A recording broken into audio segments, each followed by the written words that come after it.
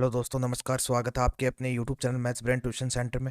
मैं अमित चौधरी आपका हार्दिक स्वागत करता हूं। तो चलिए, आज अपन स्टार्ट कर रहे हैं अपनी नई क्लास, जिसमें अपन क्विक रिवीजन करने वाले हैं। सभी चैप्टर का थोड़ा थोड़ा जो भी मोस्ट इंपॉर्टेंट चीज़ें हैं वो अपन डिस्कस करने वाले हैं, क्योंकि एग्ज़ाम अपना नज़दीक है। 11 मार्च को अपना एग्ज़ाम है। तो उसके बिहाफ पे मैं ये सोच रहा हूँ कि आपके लिए थोड़ा सा एक इम्पोर्टेंट सेशन ले आऊँ। तो 2-3 क्लास में अपन ये सेशन कंप्लीट कर लेंगे थोड़ा थोड़ा करके। जैसे आज अपन 1 से लेकर 5 चैप्टर अपन डिस्कस करने वाले हैं, ठीक है, जिसमें उसमें जो भी इंपॉर्टेंट फॉर्मूलाज हैं, जो भी इंपॉर्टेंट चीज़ें हैं, थ्योरम्स हैं, वो सब अपन डिस्कस करेंगे। तो उम्मीद करता हूँ ये आपको समझ में आ गया होगा। तो अगर क्लास आपको अच्छी लगे तो क्लास को लाइक ज़रूर करना, अपने दोस्तों के पास ज़्यादा से ज़्यादा शेयर ज़रूर करना। आपके लिए मैं बहुत ज़्यादा मेहनत कर रहा हूँ। तो चलिए, सबसे पहले अपना चैप्टर फर्स्ट है वो रियल नंबर से है। तो रियल नंबर से आपको पता है रियल नंबर क्या होते हैं, नेचुरल नंबर क्या होते हैं, इंटीजर क्या होते हैं, होल नंबर क्या होते हैं, ये सब आपको पता है। तो ये डिस्कस नहीं करने वाला हूँ। अब इसमें जो भी इंपॉर्टेंट चीजें अपने को दे रखी है, फंडामेंटल थ्योरम जो भी है, वो थोड़ी थोड़ी अपन रिवाइज कर लेते हैं। तो सबसे पहले पॉइंट अपने पास क्या गिवन है, a non negative integers p is said to be divisible by q if there exist an integer d such that p is equal to qd। अब ये p is equal to qd है। तो यहाँ से अपन पता लगा सकते हैं कि एक नॉन नेगेटिव नंबर है p, वो क्या है, डिविजिबल है किससे, q से। कब? जब अगर कोई भी एक इंटीजर d वहां पे मौजूद हो। तो अपन कह सकते हैं कि P है वो किसके इक्वल हो जाएगा, क्यू डी के। तो यहाँ से अगर अपने को डिवाइड करना है तो इजीली डिवाइड हो सकता है। तो P by q is equals to d, क्योंकि क्यू को इधर शिफ्ट कर देंगे तो ये डिवाइड में चला जाएगा और डी, तो यहाँ पर अपने पास ये आ जाएगा। तो इसका मतलब क्या हो गया, तो P को है वो क्यू डिवाइड करेगा अगर एक इंटीजर एग्जिस्ट करता हो तब। ठीक है, उम्मीद करता हूँ ये पॉइंट आपको अच्छे से समझ में आ गया होगा। अब सेकंड पॉइंट अपने को क्या गिवन है, +-1 divides every non zero integer. अब आपको पता है कोई भी नॉन जीरो इंटीजर ले लेते हैं, जैसे अपन ने 2 लिया, अब 2 में 1 का डिवाइड हो जाएगा, कोई दिक्कत नहीं है। -1 का भी डिवाइड हो जाएगा, -1 का डिवाइड करने पे क्या आ जाएगा, -2 आ जाएगा। ठीक है, तो उम्मीद करता हूँ ये समझ में आपको आ गया होगा कि जो भी कोई भी इंटीजर नॉन जीरो इंटीजर है, उसको अगर डिवाइड करता है तो +-1 डिवाइड करेगा। ठीक है, अब थर्ड पॉइंट अपने को क्या गिवन है, zero does not divide any integer. अब जीरो है वो किसी भी इंटीजर को डिवाइड नहीं करता है, जैसे 3 अपॉन, अब जीरो यहाँ पर करते ये क्या हो गया, ये नॉट डिफाइंड हो गया। ठीक है, ये डिफाइंड नहीं है, ये आपको पता होना चाहिए। कोई भी इंटीजर ले सकते हो, जैसे 0/0, ये भी क्या है अपने पास, डिफाइंड नहीं है, नॉट डिफाइंड। ठीक है, कुछ भी ले सकते हो आप, 4/0, ये कभी भी आपने देखा है ऐसा, कभी कभी नहीं देखा, क्योंकि ये नॉट डिफाइंड है, ये डिफाइंड नहीं है। ठीक है, क्योंकि यहाँ पे इसका अगर आंसर भी अपन लिखना चाहें तो वो क्या आएगा, इन्फिनिटी आएगा। और इन्फिनिटी मैथ्स में वैसे देखा जाए तो नॉट डिफाइंड है, पता ही नहीं है इन्फिनिटी क्या चीज़ होती है। ठीक है, उम्मीद करता हूँ ये तीनों पॉइंट आपको इजीली समझ में आ गए होंगे। अब नेक्स्ट देखते हैं फंडामेंटल थ्योरम ऑफ अरिथमेटिक। अब अरिथमेटिक के लिए फंडामेंटल थ्योरम क्या है, every composite number can be expressed as product of primes and this factorisation is unique except for the order in which the prime factors occurs. अब ये language, आपको ये language पता होनी चाहिए वैसे तो। ठीक है, वैसे मैं समझाता हूँ, एवरी कंपोजिट नंबर। अब कंपोजिट नंबर अपन कुछ भी लिख सकते हैं, जैसे अपन ने ले लिया 12। अब 12 के अपन फैक्टराइजेशन कर सकते हैं, फैक्टर कर सकते हैं, और वो फैक्टर्स किस में कर सकते हैं अपन, प्रोडक्ट्स ऑफ प्राइम नंबर्स। जैसे 12 के फैक्टराइजेशन करेंगे 2 × 2 × 3, ये प्राइम फैक्टर्स हो गए ना। यानी कि अपन कोई भी कंपोजिट नंबर है उसके अपन क्या कर सकते हैं, फैक्टर कर सकते हैं प्राइम नंबर्स में, तो उनका प्रोडक्ट क्या होगा, प्राइम नंबर। ठीक है, अब इनका प्रोडक्ट अगर करते हैं तो क्या आएगा, 12 आएगा। उम्मीद करता हूँ ये थ्योरम भी आपको अच्छे से समझ में आ गई होगी। अब अपने पास दो इंपॉर्टेंट थ्योरम है, वो कौन कौन सी हैं वो देख लीजिए। सबसे पहले let p a prime number. अब पी है वो प्राइम नंबर है, पी है वो क्या है, प्राइम नंबर है। ठीक है, प्राइम नंबर अपन कुछ भी मान सकते हैं, जैसे 3 है, ये मान लिया अपन ने। And a be a positive integer.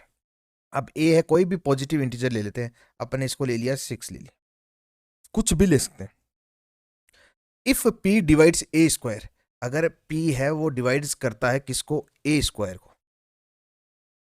तो ऑब्वियसली बात है कि पी है वो किसको डिवाइड करेगा, ए को करेगा। उम्मीद करता हूँ ये समझ में आ गया होगा। If P divides A square को अगर पी डिवाइड्स कर रहा है तो इसका मतलब क्या हो गया कि पी है वो डिवाइड्स करेगा किसको, एक को। अब एग्जाम्पल से समझ लेते हैं इसको, चलिए मैं एग्जाम्पल से आपको अच्छे से समझा देता हूँ, कहीं कोई दिक्कत नहीं आएगी आपको।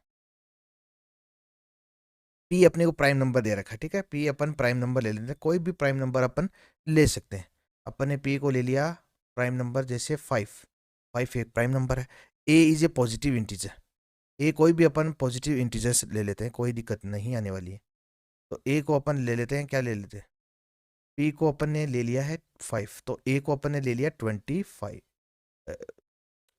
सॉरी सॉरी, ए को अपन कोई भी पॉजिटिव इंटीजर्स ले सकते हैं। अब ए को इस हिसाब से लेना कि ए का स्क्वायर क्या हो, पी डिवाइड्स करता हो ए स्क्वायर को, यानी कि ए स्क्वायर को पी डिवाइड्स करता हो, ऐसा अपने को लेना है। ठीक है, तो अपन अब क्या ले कि उसका स्क्वायर इससे डिवाइड हो जाए, पी से डिवाइड हो जाए। ठीक है, तो अपन ने कुछ भी ले लिया, जैसे अपन ने ले लिया 25। ठीक है, अब पी है वो डिवाइड्स कर रहा है ए स्क्वायर को, अब पी क्या 5 है, ए स्क्वायर कितना हो जाएगा अपने पास, 25 का स्क्वायर हो जाएगा अपने पास 625। अब 625 को पी 100% डिवाइड करेगा। ठीक है, तो ये हो गया। फिर पी है वो डिवाइड्स करेगा ए को भी, ए को भी क्या करेगा, पी डिवाइड्स करेगा। तो ए क्या है अपने पास 25, अब 25 है उसको डिवाइड करना है पी से, पी कितना है 5, तो ये 100% डिवाइड कर रहा है। इसका मतलब ये थ्योरम वेरी वेरी इंपॉर्टेंट है, यहाँ से इस थ्योरम से क्वेश्चन पूछा जा सकता है आपको, तो ये मोस्ट, दोनों ही ये थ्योरम मोस्ट है। ठीक है, अब सेकंड क्या है, कंसीडर टू पॉजिटिव इंटीजर्स। अब अपने को कोई भी दो पॉजिटिव इंटीजर्स अपने को कंसीडर करने हैं, कोई भी कर लिया अपने। ठीक है, तो उनका एलसीएम और एचसीएफ का प्रोडक्ट क्या होगा, उन दोनों नंबर्स का प्रोडक्ट होगा। ये वेरी वेरी इंपॉर्टेंट थ्योरम आपके लिए, 101% यहाँ से क्वेश्चन बनेगा आपके लिए, चाहे वो मल्टीपल चॉइस क्वेश्चन हो जाए, चाहे कहीं पर भी कैसा भी क्वेश्चन आपसे पूछा जा सकता है, लेकिन 101% आपसे ये क्वेश्चन पूछा जाएगा। जैसे मैं आपको एग्जाम्पल से बता देता हूँ, जैसे अपने पास कोई भी दो नंबर है, जैसे अपन के पास नंबर है 2 और 3, ये अपने पास दो नंबर है। ठीक है, अब इनका एलसीएम क्या हो जाएगा, इनका एलसीएम क्या हो जाएगा 6, और एचसीएफ कितना हो जाएगा, एचसीएफ हो जाएगा 1। उम्मीद करता हूँ यहाँ तक कोई दिक्कत नहीं आई होगी। अब अपना ये जो फॉर्मूला ये क्या कहता है, एलसीएम इंटू एचसीएफ, एलसीएम और एचसीएफ का मल्टीप्लाई करते हैं तो 6 × 1 इजिकल टू क्या हो जाएगा, ए इंटू बी, यानी कि नंबर्स 2 × 3, तो 2 × 3, तो यहाँ से अगर देखते हैं तो दोनों इक्वल आ रहे हैं, इसका मतलब ये थ्योरम अपनी सही है। अब ये थ्योरम कैसे यूज होगी, किस टाइप के क्वेश्चन में होगी, जैसे अपने को एलसीएम दे दिया, एलसीएम अपना क्या आ गया 6 आ गया। ठीक है, एचसीएफ अपने को पूछ लिया और 2 और 3 नंबर दे दिए अपने को, एचसीएफ अपने को निकालना है, तो एचसीएफ की जगह अपन क्या लिखेंगे, एक्स लिख देंगे। ठीक है, अब इजिकल टू ये हो गया इनटू, यानी कि 6 इजिकल टू क्या आ गया अपने पास, 3 × 2 = 6, यहाँ से एक्स की वैल्यू क्या जाएगी, 6 से कैंसिल हो जाएगा, एक्स की वैल्यू क्या आ गई 1, यानी कि एचसीएफ क्या आ गया अपने पास 1, और जो कि 1 है। इस तरीके से अपने को ये क्वेश्चन पूछे जाएंगे। एक चीज अपने को नहीं दे रखी होगी, मिसिंग होगी, बाकी अपने को दे रखी होंगी, तो वहां से जो भी मिसिंग है उसको अपने को निकालना है। जैसे अपन एलसीएम अपने को निकालना पड़ सकता है, या कोई भी नंबर अपने को निकालना पड़ सकता है। तो उम्मीद करता हूँ ये थ्योरम भी आपको अच्छे से समझ में आ गई होगी, कहीं कोई दिक्कत नहीं आई होगी।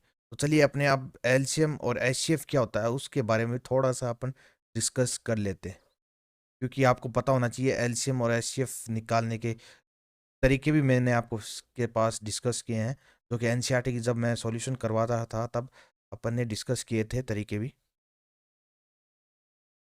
ठीक है, अब एचसीएफ है, एचसीएफ कैसे निकालते हैं, एचसीएफ के लिए क्या डेफिनेशन होती है अपने पास, product of smallest power of each common prime factor in the numbers. अब जैसे अपन ने दो कोई भी नंबर ले लिया, जैसे 12 ले लिया और 6 ले लिया। ठीक है, अब इनके प्राइम फैक्टराइजेशन करते हैं, 2 की पावर 2 × 3। ठीक है, और ये क्या हो जाएगा, 2 की पावर 1 × 3 की पावर 1। अब ये ले लिया, अब यहाँ पे क्या बोल रहा है, product of smallest power, product क्या होना चाहिए, स्मॉलेस्ट पावर का प्रोडक्ट होना चाहिए। अब स्मॉलेस्ट पावर क्या है, उसका प्रोडक्ट ही क्या होता है, एचसीएफ होता है, पहली चीज। अब एचसीएफ अगर ऐसे निकालें अपन, 12 और 6 का, तो क्या आएगा, 2 × 6 = 12, 2 × 3 = 6, और 6 का क्या हो जाएगा, 2 × 3 = 6। ठीक है, तो यहाँ से अपने पास क्या आ गया, 12 ये तो हो गए 2 × 2 × 3। मैंने ये भी आपको तरीका बताया था, 2 × 3। अब स्मॉलेस्ट अपने को पता लगाना है, तो स्मॉलेस्ट अपने पास क्या जाएगा, अब इनमें कॉमन देखना है अपने को, कॉमन कौन कौन आ रहा है, एक तो यहाँ से 2 आ रहा है, 2 आ गया, एक क्या आ रहा है अपने पास 3, तो 3 आ गया। इसका मतलब एचसीएफ अपने पास कितना हो गया, 6 हो गया। वही यहाँ पे देखना, स्मॉलेस्ट पावर यहाँ पे क्या है अपने पास, 2 की पावर 1 है, तो एक तो अपन ने ये ले लिया 2 की पावर 1, और एक अपन ने ले लिया 3 की पावर 1, का प्रोडक्ट क्या होगा 6, और वही क्या होगा एचसीएफ होगा। और एलसीएम क्या होगा, ग्रेटेस्ट पावर अपने को लेनी होती है, ग्रेटेस्ट पावर, जो भी ग्रेटेस्ट पावर होगी प्राइम फैक्टर में, वो क्या हो जाएगा अपने पास एलसीएम हो जाएगा। अब इन्हीं का ही अगर एलसीएम अपने को निकालना है, जैसे एलसीएम के लिए एक अपन ने तरीका देखा था ये भी, 12 और 6, तो 2 से डिवाइड करते हैं, 2 × 6 = 12, 2 × 3 = 6, 2 × 3 = 6, 3 और 3। अब यहाँ से अपने पास एलसीएम क्या आ रहा है, 3 2 6 6 2 12, क्या एलसीएम आ रहा है 12। अब इस डेफिनेशन से अपने को निकालना है ग्रेटेस्ट पावर ऑफ ईच। अब ग्रेटेस्ट पावर क्या अपने पास, यहाँ पर ग्रेटेस्ट पावर 2 की पावर 2 है, ठीक है, 2 की पावर 2 है। और यहाँ पर अपने पास ग्रेटेस्ट पावर क्या, 3 की पावर 1 है, क्या है 3 की पावर 1 है। तो 2 की पावर 2 कितना हो गया 4 इंटू 3 की पावर 1 कितना हो गया 3, तो 4 3 ज़ा 12, बस ये तो अपना एलसीएम आया है। उम्मीद करता हूँ ये भी समझ में आ गया होगा। और ये जो थर्ड है वो अपने अभी अभी डिस्कस किया वो का वो। तो उम्मीद करता हूँ चैप्टर 1 में आपको कहीं कोई दिक्कत नहीं है, यही चीज़ें अपने को चैप्टर 1 में पढ़नी है, बस इनके क्वेश्चंस आपको सोल्व करने हैं। आपके पास काफ़ी टाइम पड़ा है, आपके एग्जाम है 11th को, उसके पहले आपका एग्जाम शायद 2 और 3 को साइंस का है, उसके बाद इतने दिन आपके पास बचे हुए हैं, तो उसमें आपको क्वेश्चन सोल्व करने हैं। जितनी ज़्यादा प्रैक्टिस आप करोगे मैथ्स में उतने ही आप महारती हासिल करोगे, ठीक है। उम्मीद करता हूँ ये आपको चैप्टर 1 जो भी रिवीजन अपन कर रहे हैं, क्विक रिवीजन, वो आपको समझ में आ गया होगा। तो चलिए फिर चैप्टर 2 की ओर बढ़ते हैं। अब चैप्टर 2 अपना क्या है, पोलिनोमियल्स। अब पोलिनोमियल्स क्या होते हैं, पोलिनोमियल्स की डिग्री क्या होती है, ये सब चीज़ें अपन पढ़ने वाले। तो सबसे पहले अपने पास जो पोलिनोमियल की जो इक्वेशन ऑफ फॉर्म है वो क्या होती है, वो ये होती है p x is equal to a zero x. लेकिन यहाँ तक आपको इस झंझट में नहीं पढ़ना है, सबसे पहले अपने को डिग्री पता होनी चाहिए। डिग्री कैसे निकालते हैं, डिग्री ऑफ पोलिनोमियल, जो भी एक्स के हाईएस्ट पावर होती है उसको क्या बोलते हैं अपन, डिग्री बोलते हैं, बस ये याद रखना है। Highest power of variable x, ये जो लिख रखे हैं ना highest power of variable x, variable की पावर जो हाईएस्ट पावर होगी ना वेरिएबल की, वो अपनी क्या होती है, डिग्री होती है, बस ये याद रखना अपने को, ठीक है। अब अगर हाईएस्ट पावर है वो क्या हो, 1 हो, यानी कि हाईएस्ट पावर 1 हो तो उसको क्या बोलते हैं, लीनियर पोलिनोमियल। क्या बोलते हैं उसको, लीनियर पोलिनोमियल। उम्मीद करता हूँ ये समझ में आ गया होगा। अगर हाईएस्ट पावर क्या हो 2, अगर हाईएस्ट पावर 2 है तो उसको क्या बोलते हैं, क्वाड्रेटिक पोलिनोमियल। क्या बोलते हैं, क्वाड्रेटिक पोलिनोमियल। उम्मीद करता हूँ ये भी समझ में आ गया होगा। सबसे पहले मैं आपको ये बता देता हूँ पोलिनोमियल और इक्वेशन में क्या डिफरेंस होता है। पोलिनोमियल और इक्वेशन में क्या डिफरेंस होता है, कुछ नहीं होता है। पोलिनोमियल में इक्वल्स टू जीरो नहीं आता है, सिर्फ पोलिनोमियल ही आता है। और इक्वेशन क्या होती है, जैसे x square plus 2x plus 2 equal to 0, अब इजिकल टू 0 लगते ही क्या हो जाती है, वो इक्वेशन हो जाती है। उम्मीद करता हूँ ये समझ में आ गया होगा। और पोलिनोमियल में इक्वल्स नहीं आता है, 2x प्लस 2, ये क्या है, पोलिनोमियल। कौन सा, क्वाड्रेटिक पोलिनोमियल, क्योंकि इसकी हाईएस्ट पावर क्या है, 2 है। अब ऐसे अगर एक्स की वेरिएबल की हाईएस्ट पावर 3 हो तो उसको क्या बोलते हैं, क्यूबिक पोलिनोमियल। उम्मीद करता हूँ यहाँ तक आपको कोई दिक्कत नहीं आई होगी, ठीक है। फिर अपने पास क्या था, जीरोज ऑफ पोलिनोमियल, ये इंपॉर्टेंट टॉपिक है। जीरोज ऑफ पोलिनोमियल, यहाँ से आपके क्वेश्चन पुटअप हो सकता है। तो for polynomial p x the value of x which p x is equal to 0 is called zeros of polynomial. अब अपने पास कुछ भी दे रखा हो, अगर एक्स की वैल्यू, पी एक्स की वैल्यू अगर 0 के इक्वल कर देंगे वो क्या हो जाएगा, अपना जीरोज ऑफ पोलिनोमियल हो जाएगा, ठीक है। अब लीनियर जो पोलिनोमियल होता है, लीनियर के लिए अपने पास क्या होता है, नंबर ऑफ जीरोज 1 होता है, यानी कि रूट और जीरो एक ही बात होती है। और क्वाड्रेटिक पोलिनोमियल के लिए कितना होते हैं, 2 नंबर ऑफ जीरोज होते हैं। और क्यूबिक के लिए कितने होते हैं, 3 होते हैं, बस ये आपको याद रखना है। चलिए नेक्स्ट स्लाइड पे चलते हैं फिर। अब relation between zeros and coefficient of polynomial, very very important topic है। यहाँ से 101% आपके एग्जाम में क्वेश्चन पुटअप होगा, ठीक है। तो ये अपने पास ये पता होना चाहिए अपने को, क्या जो भी रिलेशन है अपने पास जीरोज और कोफिशिएंट ऑफ पोलिनोमियल में, ये अपने को पता होनी चाहिए। अब अगर लीनियर इक्वेशन अपने को गिवन है, लीनियर पोलिनोमियल अपने को गिवन है, ठीक है, a x plus b is given, तो इसमें एक्स की वैल्यू क्या हो जाएगी, एक्स की वैल्यू कुछ नहीं है, माइनस बी अपॉन ए हो जाएगी, और कुछ नहीं होगी, ठीक है। और कैसे होगी ये आपको पता भी होना चाहिए। जैसे अपने पास ए एक्स प्लस बी है, ठीक है। अब अपने इसकी जीरोज निकालें तो इसको इक्वल्स क्या करेंगे, जीरो के, ठीक है। अब यहाँ से अपन क्या करेंगे, प्लस बी को इधर शिफ्ट कर देंगे, तो a x is equal to minus b हो जाएगा, ठीक है। यहाँ से एक्स की वैल्यू निकालनी है तो माइनस बी, और ये ए है मल्टीप्लाई में इधर चला जाएगा तो डिवाइड में, बस यही होता है, ठीक है। तो लीनियर पोलिनोमियल के लिए अपने पास जीरोज ऑफ पोलिनोमियल कोफिशिएंट क्या होता है, इनका रिलेशन होता है x is equal to minus b upon a. उम्मीद करता हूँ यहाँ तक कोई दिक्कत नहीं होगी। अब बी क्या है, यहाँ पे कांस्टेंट टर्म है, बी क्या है, कांस्टेंट टर्म है, और ए क्या है, कोफिशिएंट ऑफ एक्स है, ठीक है। तो ये लीनियर पोलिनोमियल के लिए आपको समझ में आ गया होगा, कहीं कोई दिक्कत नहीं आई होगी। तो चलिए फिर नेक्स्ट देखते हैं क्वाड्रेटिक इक्वेशन पोलिनोमियल के लिए। अब क्वाड्रेटिक पोलिनोमियल के लिए इंपॉर्टेंट है, यहाँ से क्वेश्चन 101% पुटअप हो सकता है। क्वाड्रेटिक पोलिनोमियल क्या होता है, a x square plus b x plus c. ठीक है, अब क्वाड्रेटिक पोलिनोमियल कैसे हुआ, कैसे पता चला आपको, क्योंकि इसकी जो वेरिएबल क्या है, एक्स है, एक्स की हाईएस्ट पावर क्या है, 2, हाईएस्ट पावर अगर 2 है तो वो क्या होता है, क्वाड्रेटिक पोलिनोमियल होता है। तो उसके लिए अपने को दो रिलेशन आनी चाहिए अपने को, एक तो सम ऑफ जीरोज, एक तो सम ऑफ जीरोज आनी चाहिए, एक प्रोडक्ट ऑफ जीरोज आनी चाहिए। ठीक है, अब सम ऑफ जीरोज अगर निकालना है तो वो कैसे निकालते हैं, उसके लिए फॉर्मूला होता है अल्फा प्लस बीटा। ये क्या है, सम जीरोज है, अल्फा और बीटा अगर जीरोज हैं तो alpha plus beta equal to क्या हो जाएगा, माइनस बी अपॉन ए। अब बी क्या है, एक्स का कॉफिशिएंट, ए क्या है, एक्स स्क्वायर का कॉफिशिएंट। ये आपको याद रखना है। अब ऐसे प्रोडक्ट अपने पास पता होना चाहिए, प्रोडक्ट ऑफ जीरोज क्या होता है, alpha into beta is equal to C upon A. C क्या है, कांस्टेंट टर्म है, और ए क्या है, एक्स स्क्वायर का कॉफिशिएंट। एक्स स्क्वायर का कॉफिशिएंट क्या है, ए, और सी क्या है, कांस्टेंट टर्म है।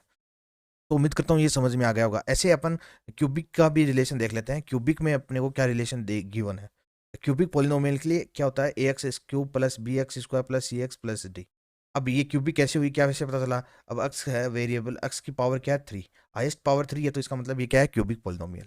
अब इसमें भी यही कंडीशन होती है, तीन कंडीशन होती है, सम ऑफ जीरोज, यानी कि alpha plus beta plus gamma, क्योंकि जीरोज, सम जीरोज कितने होते हैं क्यूबिक में, 3 जीरोज होते हैं, तो 3 जीरोज ले लिए अपन ने, लेट कर लिए alpha plus beta plus gamma. अब इनका सम किसके इक्वल होता है, माइनस बी अपॉन ए, जैसा कि उसमें था क्वाड्रेटिक में, सेम ऐसा ही इसमें। लेकिन इसमें जो बी है वो क्या हो जाएगा, कॉफिशिएंट ऑफ एक्स स्क्वायर हो जाएगा, ए क्या हो जाएगा, कॉफिशिएंट ऑफ एक्स क्यूब। ये आपको याद रखना है। ठीक है, अब product of roots taken 2 at a time, alpha beta plus beta gamma plus gamma alpha is equal to क्या हो जाएगा अपने पास, c upon a, coefficient of x cube. और अब तीनों का अगर प्रोडक्ट अपने को देखना है, अल्फा बीटा इंटू गामा, तो वो क्या हो जाएगा, is equal to minus d upon a. वहां पे क्या था, क्वाड्रेटिक में वहां पे तो था सी, क्योंकि कांस्टेंट टर्म सी था, यहाँ पे कांस्टेंट टर्म क्या है, डी है, तो डी अपॉन ए माइनस में तो constant term upon coefficient of x cube. उम्मीद करता हूँ यहाँ तक कोई दिक्कत नहीं आई होगी। तो अपन ने फर्स्ट 2 चैप्टर का रिवीजन इस सेशन में कर लिया है। नेक्स्ट रिवीजन अपन करेंगे नेक्स्ट सेशन में, जिसमें अपन चैप्टर 3 और चैप्टर 4 को कंप्लीट करेंगे। तो उम्मीद करता हूँ यहाँ तक आपको कोई दिक्कत नहीं आई होगी। अगर ये क्लास आपको क्विक रिवीजन की अगर आपके लिए बेनिफिट लग रही है आपको, तो क्लास को लाइक ज़रूर करें, अपने दोस्तों के पास ज़्यादा से ज़्यादा शेयर करें। और जो भी एग्ज़ाम देने वाले हैं 11th मार्च को, उसके लिए ये class very very important class होने वाली है। तो उम्मीद करता हूँ, चलिए फिर कल इसी टाइम मिलते हैं अपन नए सेशन के साथ, जिसमें अपन डिस्कस करेंगे चैप्टर 3 और चैप्टर 4। ठीक है, तो उम्मीद करता हूँ यहाँ तक कोई दिक्कत नहीं आएगी। तो चलिए फिर good night, bye, take care.